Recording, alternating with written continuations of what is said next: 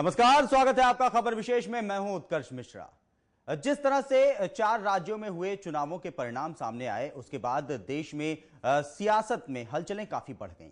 कांग्रेस को काफी नुकसान हुआ और इसी लिहाज से जब आने वाले 2014 के लोकसभा चुनाव की बात करें और साथ ही साथ हरियाणा में होने वाले विधानसभा चुनाव की बात करें और बात को अगर हरियाणा पर केंद्रित करें तो हरियाणा की सियासत में भी इस समय जिस तरह से लगातार समीकरण बदल रहे हैं, उसमें कांग्रेस के लिए कई सारे संकट, कई सारी चुनौतियां दिखाई दे रही हैं। और जिस तरह के हालात बने हैं, सियासी हालात बने हैं, उन सब के बीच जो पहेली बनती जा रही है सियासत यहां पर, उसको लेकर के भी कई सारे सवाल उठ रहे हैं। और इसी लगातार उलझती पहेली पर ही है आज का हमारा खबर विशेष।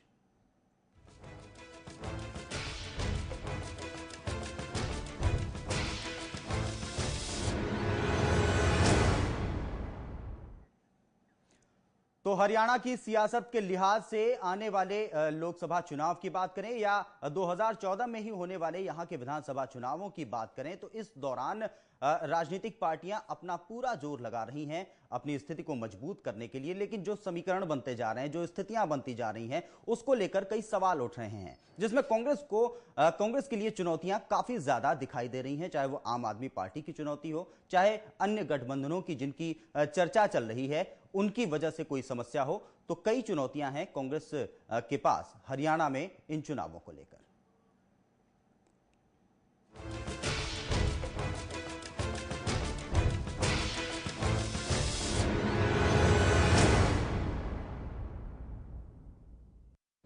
दिल्ली में आम आदमी पार्टी की आश्चर्यजनक जीत के बाद अब हरियाणा में भी आम आदमी पार्टी ने पांव पसारने शुरू कर दिए हैं, जिसके चलते अब हरियाणा में पक्ष और विपक्ष के लिए लगातार आप पार्टी चुनौती बनती जा रही है। इससे पहले जहां हरियाणा में कांग्रेस, इंडियन नेशनल लोकदल और बीजेपी ही बड़ी पार्टी थी, लेकिन अब आप की दस्तक के बाद चुनावी समीकरण बदलते नजर आ रहे हैं। हालांकि लोकसभा और विधानसभा चुनाव में अब ज्यादा वक्त नहीं बचा है, लेकिन जिस तरह से दिल्ली में आम आदमी पार्टी ने कम दिनों की कोशिश के साथ ही अपनी धमाकेदार सियासी पारी की शुरुआत की है, उससे सियासी हलकों में जबरदस्त हलचल पैदा हो चुकी है, जिसका असर दिल्ली के पड़ोसी हरियाणा में भी देखने को मिल रहा है। कांग्रेस परेशान है कि कहीं दिल्ली जैसा हाल अगर हरियाणा में भी हुआ तो बात काफी बिगड़ जाएगी। इसी चिंता ने कांग्रेस की मुश्किलें खासी बढ़ा रखी हैं। आम आदमी पार्टी के मुखिया अरविंद केजरीवाल हरियाणा से ही ताल्लुक रखते हैं और हरियाणा के एक मध्यम परिवार में जन्मे केजरीवाल के हौसलों को देखते हुए अब प्रदेश की आम जनता में भी एक लहर बन गई है। हालांकि हरियाणा में कांग्रेस तीसरी बार भी सरकार बनाने का दावा कर रही है और देखा जाए तो उनका दावा काफी हद तक सही भी है, क्योंकि हरियाणा में अगर कोई दूसरा बड़ा दल है तो वो है इंडियन नेशनल लोकदल, यानी ओम प्रकाश चौटाला की पार्टी, जो आजकल जेबीटी शिक्षक भर्ती घोटाले को लेकर जेल की सलाखों के पीछे हैं। और तीसरी ऐसी कोई बड़ी पार्टी हरियाणा में नहीं है जो कांग्रेस को चुनौती दे सके। लेकिन आप पार्टी दिल्ली चुनावों के बाद अब हरियाणा में भी कांग्रेस को कड़ी टक्कर देने की तैयारी में जुट गई है। उधर कांग्रेस के खिलाफ पूरे देश में ताल ठोक रही बीजेपी 4 राज्यों के चुनाव परिणामों से काफी उत्साहित है और हरियाणा की जमीन पर भी वो अपनी पकड़ मजबूत बनाने की कवायद में जुटी है। भले ही बीजेपी के पास हरियाणा में कोई आधार न हो, लेकिन मोदी के नाम का असर अगर हरियाणा में हुआ तो इसमें बट्टा कांग्रेस का ही लगने वाला है। और हजका के साथ बीजेपी के गठबंधन को भी कांग्रेस पूरी तरह से नजरअंदाज नहीं कर सकती। एक और मसला है इन दिनों जो कांग्रेस के लिए मुश्किलों का सबब बना हुआ है। ये मसला है राव इंद्रजीत सिंह के नाम का, जो कांग्रेस के कद्दावर नेताओं में से एक गिने जाते रहे हैं और अटकलें लग रही हैं कि उनकी बीजेपी से नजदीकियां बढ़ रही हैं। ऐसे में उनका बीजेपी के साथ आना भी प्रदेश की राजनीति में नया बदलाव ला सकता है। हरियाणा में कांग्रेस सबसे बड़ी पार्टी है, लेकिन जितनी ही बड़ी ये पार्टी है उतनी ही ज्यादा पार्टी में फूट भी है और ये फूट समय समय पर सामने भी आती रहती है। और प्रदेश में कांग्रेस पार्टी अब 2 खेमों में दिखाई देती है, जिसमें एक खेमा मौजूदा सीएम भूपेंद्र सिंह हुड्डा का है, जबकि दूसरे खेमे में केंद्रीय मंत्री कुमारी शैलजा और बीरेंद्र सिंह आते हैं, जो अपनी ही पार्टी के सीएम को कटघरे में खड़ा करने का कोई मौका नहीं चूकना चाहते।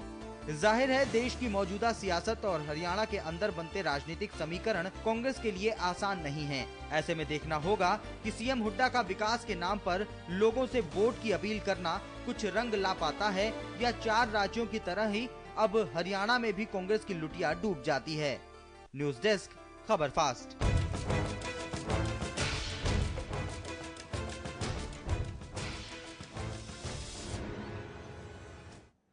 तो हरियाणा में भी कांग्रेस के लिए चुनौतियां तो कई सारी हैं। देखना होगा कि कांग्रेस आखिर इन चुनौतियों से कैसे पार पाती है, क्योंकि इनका सामना करना इतना भी आसान नहीं होगा। और हमारी चर्चा आज इसी विषय पर केंद्रित भी है पूरी तरह से कि किस तरह की चुनौतियां हैं कांग्रेस के सामने और क्या कुछ समीकरण हरियाणा के परिप्रेक्ष्य में लोकसभा और विधानसभा चुनावों को लेकर के बन रहे हैं। हमारे साथ चर्चा के लिए हरियाणा से कांग्रेस के वरिष्ठ नेता कृष्णमूर्ति हुड्डा साहब हैं और साथ ही साथ हमारे साथ वरिष्ठ पत्रकार आर.के. शर्मा साहब भी जुड़ेंगे। हुड्डा साहब, शर्मा साहब, आप दोनों लोगों का बहुत बहुत स्वागत है हमारे साथ कार्यक्रम में जुड़ने के लिए। निश्चित रूप से जो परिस्थितियां बनी हैं, हुड्डा साहब आपके पास आएंगे पहला सवाल लेकर के। जिस तरह से 4 राज्यों में चुनाव परिणाम आए, कांग्रेस को खासा नुकसान झेलना पड़ा। इसके बाद निश्चित रूप से कांग्रेस की चिंताएं काफी बढ़ी हुई हैं, चाहे वो लोकसभा चुनाव को लेकर के। हरियाणा के परिप्रेक्ष्य में बात करें तो 2014 में ही हरियाणा के विधानसभा चुनाव भी होने हैं। इसके बाद अपनी तैयारियों को शुरू कर दिया गया हो, निश्चित रूप से पार्टी इस बात में, इस दिशा में काम कर रही होगी। लेकिन क्या लग रहा है आपको कि अब 2014 में क्या कुछ मुद्दे लेकर के हरियाणा की जनता के पास कांग्रेस जाएगी? देखिए, हमने 10 नवंबर 2013 को गोहाना के अंदर एक बहुत बड़ी रैली की थी जी, और उस रैली में हमने जनहित की 32 घोषणाएं की थी जी। और उन घोषणाओं के बाद विपक्ष हरियाणा का जितना भी है जी, वो मुद्दा वहीन हो गया था जी। जो परिस्थितियां 4 राज्यों में थी वो परिस्थितियां हरियाणा में नहीं है जी। आप पार्टी पिछले 1.5 बरस से लगातार दिल्ली के अंदर आंदोलन कर रही थी जी, अन्ना हजारे जी के नेतृत्व में जी, और बाद में केजरीवाल जी के नेतृत्व में जी।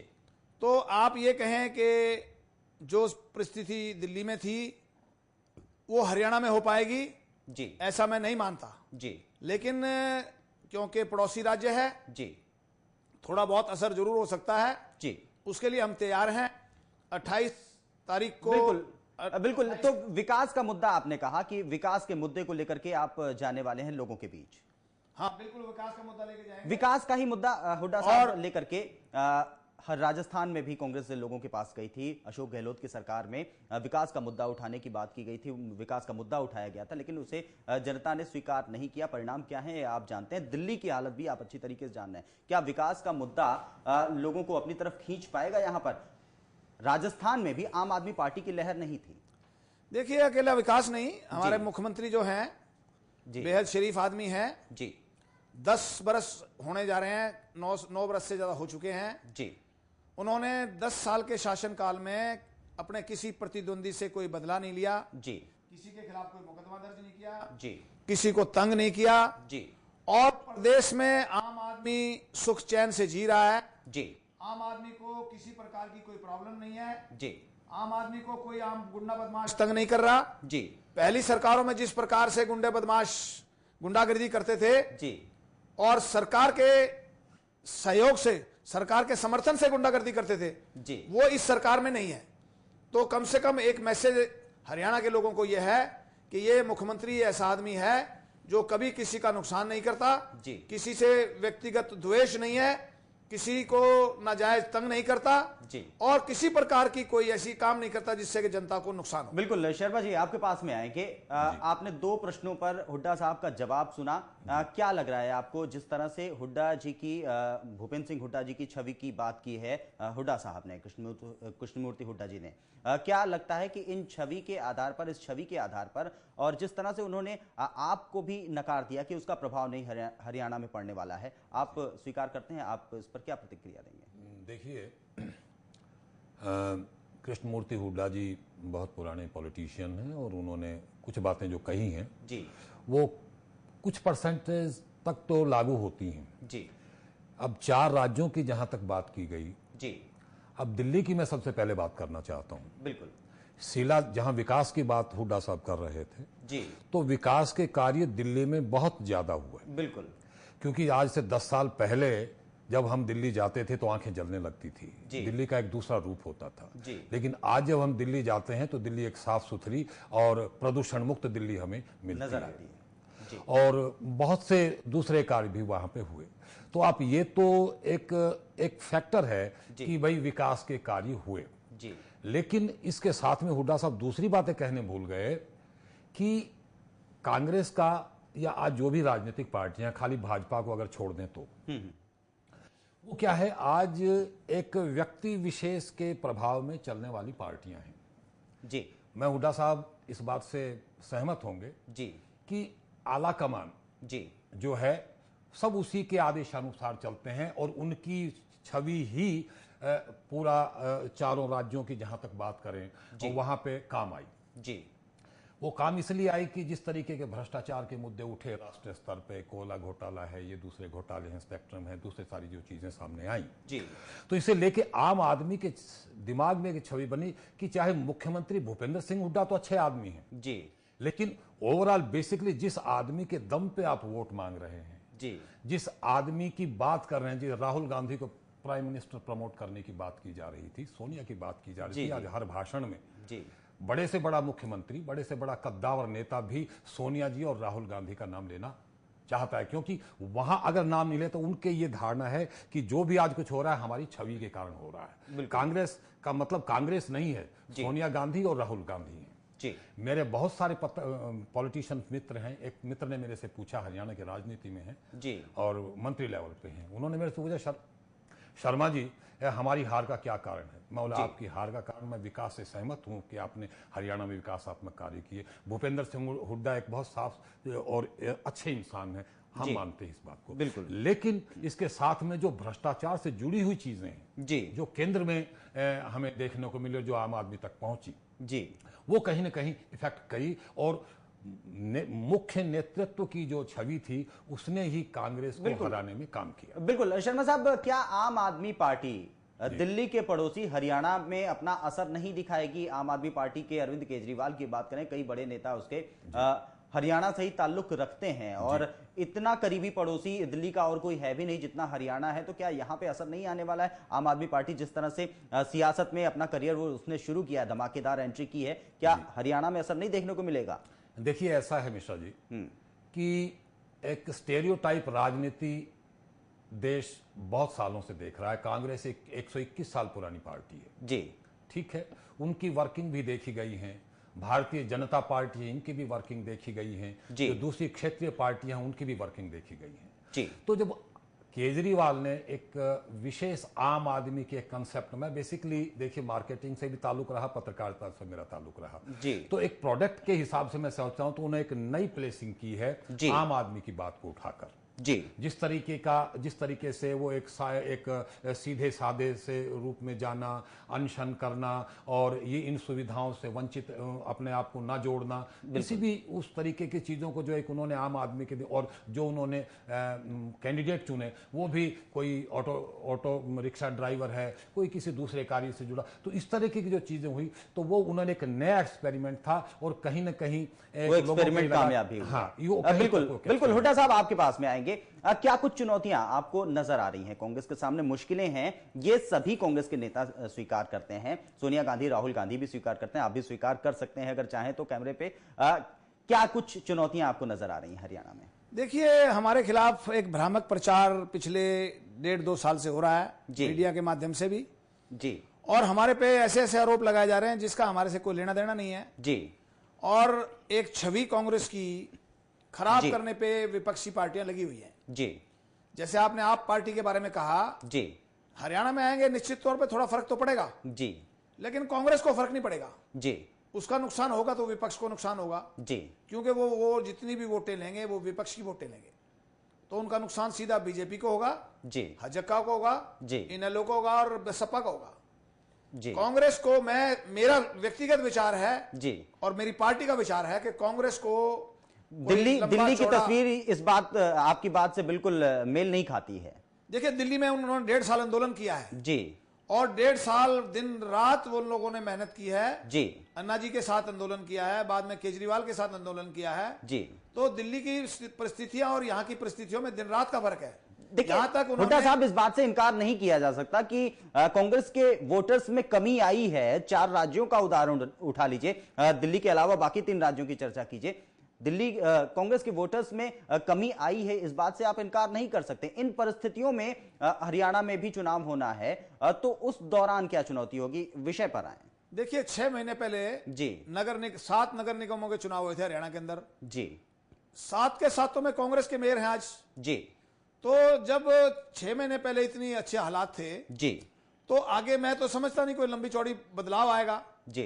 और बदलाव आएगा तो हम उसका मुकाबला करेंगे। जी। हमने पूरे हर स्तर पे हमने तैयारियां शुरू कर दी हैं। जी। 28 तारीख को हमारी चंडीगढ़ में हरियाणा प्रदेश कांग्रेस कमेटी की बैठक है जी। और हमारी जिले लेवल पे भी बैठकें शुरू हो गई हैं और हम घर घर तक जाके लोगों तक पहुंच के जो विकास, यानी कि कोई बड़ी चुनौती आप हुड्डा साहब नहीं स्वीकार कर रहे हैं कि कांग्रेस के सामने है, जिसको लेकर के कांग्रेस में चिंता का विषय हो? नहीं, चिंता नहीं है। बिल्कुल, हम मुकाबला तो हमेशा करते रहे हैं जी। और कांग्रेस जब चुनाव लड़ती है जी, कांग्रेस 0 से स्टार्ट होती है जी और एकदम से 0 से हीरो बन जाते हैं जी। तो ये चुनौतियां तो हमारे सामने हमेशा रही हैं। बिल्कुल। चुनौतियों का मुकाबला। शर्मा साहब, कितना सहमत हैं आप इस बात से कि चुनौतियां नहीं होंगी, 0 से हीरो कांग्रेस इस बार भी बन पाएगी? देखिए, कांग्रेस 0 से हीरो जरूर बनी होगी, लेकिन हीरो से 0 भी कांग्रेस बनी है जी।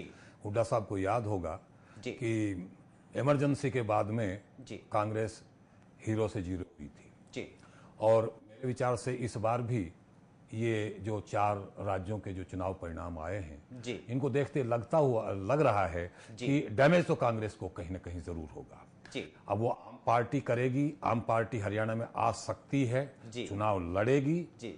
ऐसा भी समीकरण बताएंगे आगे जाके क्या कैसे क्या होता है, लेकिन अगर आम पार्टी आती है तो मैं हुड्डा जी की इस बात से सहमत नहीं हूं कि कांग्रेस को कोई डैमेज नहीं होगा। डैमेज वो सभी को करेगी क्योंकि वो एक मॉडल रोल के रूप में, मैं एक छोटा सा जबकि सबसे ज्यादा वो कांग्रेस को ही डैमेज करेगी। जी बिल्कुल। तो मैं एक मॉडल रोल के रूप में आज एक जो ट्रायंगल, वहां पे एक जो ट्रायंगल बना, कांग्रेस की 8 जी, भाजपा और इधर में आम आदमी पार्टी है जी। भाजपा ने आपको ट्रैप करने के लिए कि हम नहीं बना पा रहे हैं सरकार, आप बनाइए। बिल्कुल। केजरीवाल के सामने एक बहुत बड़ा ये चैलेंज था, एक चुनौती थी। बिल्कुल। अब कांग्रेस ने उसको अनकंडीशनल सपोर्ट दिया जी, ठीक है। अब अगर पहले वाली चीजें होती तो जोड़ तोड़ करके सरकारें बनाई जा सकती थी जी, बट इन्होंने जो आम आदमी पार्टी ने एक उदाहरण प्रस्तुत किया कि हम इस तरीके की राजनीति नहीं करेंगे, तो कहीं न कहीं हमारी बड़ी पार्टियां भी उनके इन रणनीति से प्रभावित जरूर हैं जी। तो बिल्कुल खेमेबाजी कितना असर डालने वाली है, और साथ साथ कई और मुद्दे हैं, चाहे वो खेमेबाजी की बात करें, कुमारी शैलजा वीरेंद्र सिंह के नाम की बात करें, राव इंद्रजीत सिंह की चर्चा करना बहुत जरूरी है, उनकी बात करें, और साथ ही साथ एक और बड़ी चुनौती बीजेपी हजका के साथ INLD के साथ में भी मिल करके एक महागठबंधन की बातें हो रही हैं। इन परिस्थितियों में क्या कांग्रेस ये बात कह सकती है कि उसके सामने चुनौतियां नहीं है, ये पार्टियां उसको चुनौती नहीं देने वाली हैं? नहीं, चुनौतियां तो कांग्रेस के साथ में हैं ही जी, क्योंकि जो सत्ता में होता है सबसे बड़ी चुनौती उसी के लिए होती है जी। आज चुनौती इनेलो के लिए नहीं है, आज चुनौती भाजपा के लिए नहीं है, आज चुनौती आम पार्टी के लिए नहीं है, चुनौती है तो कांग्रेस के लिए ही है क्योंकि वो सत्ता में है जी। तो अब जहां तक कांग्रेस की आपसी फूट का बात है, तो ये कांग्रेस का एक पुराना कीर्तिमान रहा है कि इसमें बहुत बड़ी, लोग कहते हैं, कांग्रेस के नेता भी कहते हैं कि भाई जितना बड़ा परिवार होता है उसमें वैचारिक मतभेद तो होते हैं। बिल्कुल। तो जहां किरण चौधरी, शैलजा जी और वीरेंद्र सिंह जी और अभी राव इंद्रजीत सिंह की बात आ रही है, तो ये बात सही है कि कहीं न कहीं ये चीजें डैमेज तो करेंगी ही जी। बिल्कुल। हुड्डा साहब, चुनौतियां आप स्वीकार नहीं कर रहे हैं कि कोई बहुत बड़ी चुनौती है कांग्रेस के सामने में, कांग्रेस इस तरह संघर्ष करती रही है हमेशा, लेकिन इन सब के बीच कुछ चुनौतियां हमने बताई, शर्मा साहब ने भी बताई, और साथ ही साथ हमारी रिपोर्ट में भी आपने देखा। इन सब के बीच आप क्या मान रहे हैं कि अगर कांग्रेस को नुकसान होता है हरियाणा में तो उसकी बड़ी वजह कौन हो सकता है? देखिए, मुझे नहीं लगता कि कांग्रेस को किसी प्रकार का नुकसान होगा जी। जिन मुख्यमंत्रियों ने अच्छे काम किए हैं, जैसे मध्य प्रदेश के मुख्यमंत्री ने अच्छे काम किए हैं, वो दोबारा बन के आए जी। छत्तीसगढ़ के मुख्यमंत्री ने अच्छे काम किए हैं, वो दोबारा बन के आए जी। और ठीक इसी प्रकार से हरियाणा के मुख्यमंत्री ने बहुत अच्छे काम किए हैं जी। जितना प्रदेश का बजट जिस समय हरियाणा बना, जिस समय वो चीफ मिनिस्टर बने थे, 1800 करोड़ का बजट था जी। आज 30,000 करोड़ का बजट है जी। आप अंदाजा लगाओ कि कहां से कहां लेके गए हैं चीफ मिनिस्टर जी। और कितना विकास करा है। इस प्रदेश का अभूतपूर्व विकास हुआ है जी। आज पिछले 9 साल के अंदर 75 फ्लाईओवर बने हैं जी। और पिछले 40 साल में हरियाणा के सिर्फ 30-32 फ्लाईओवर बने हैं जी। तो ये विकास का जहां तक सवाल है, ये एक अभूतपूर्व विकास हुआ है जी। छोटा मोटा विकास होता तो मैं भी मान लेता कि चलो नहीं जी।